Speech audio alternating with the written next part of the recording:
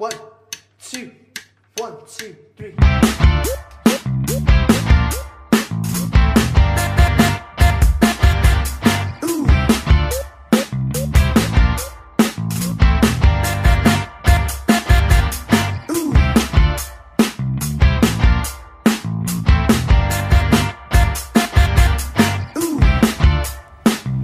Bricks, magandang hapon at nandito ka ngayon sa aming programang tinatawag ay Okay Ka JP.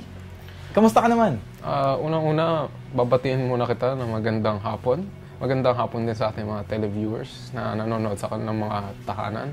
At salamat sa pag-imbita sa akin dito sa inyong top-rated na programa na Okay Ka JP. You're very welcome. Salamat sa pagbate ng okay sa akin. Walang ano So, saan ka ba nanggaling at mukhang ayos na ayos ka ngayon? At nagulat din ako sa forma ko ngayon eh. Hindi ko na-expect itong ganito isosot ko eh. Kumbaga parang paggising ko, naligo lang ako, kumuha lang ako ng damit. So, ibig sabihin pa, lahat ng mga damit mo sa iyong aparador ay puro pamporma. Tama ba? Hindi naman. Alam mo, kahit mahal ang ating mga gamit, mini-maintain ko ang aking pagkamasa para sa susunod na kampanya. Speaking of masa, yan, Pitol, pinasok mo na rin ang salitang masa at pangangampanya. Ano bang posisyon ang binabalak mong takbuhin ngayong nararating na halalan? Alam mo kasi, may mga opening ngayon sa pagiging senador eh. Pero pangarap ko talaga maging presidente ng Pilipinas. So, presidente ang nais mo? Pwede, nakuha mo, pwede yan. Nakapasa ba ang mga papeles na pinasa mo sa COMELEC? Oo, na-approve na nila yan eh. Kaso ang problema, hiring lang sila ng senador. Hiring? Oo, hiring sila ng senador. Gusto ko maging presidente. Kaya kakalabanin ko ngayon si ating mahal na presidenteng Pinoy sa kanyang posisyon, yung darating na halalan. So parang sinasabi mo pala against ka sa pamamalakad ngayon ng ating Pangulo?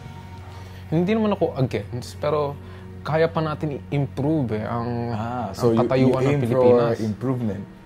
Tama, nakuha mo yan, JP. Kuha mo. Okay, so bago natin tapusin ang ating proportion ngayon, proportion, tama ba? Portion pala.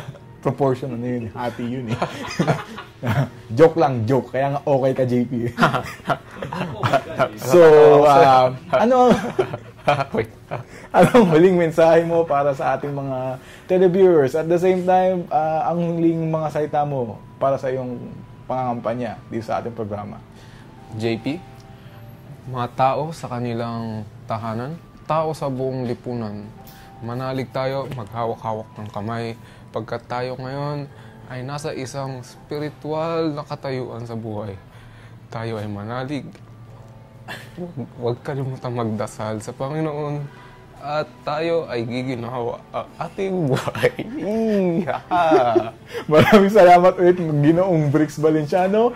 Mabuhay ka at Bricks Valenciano, ikaw na. Hindi, Kuya Johnny, ikaw na. One, two, three.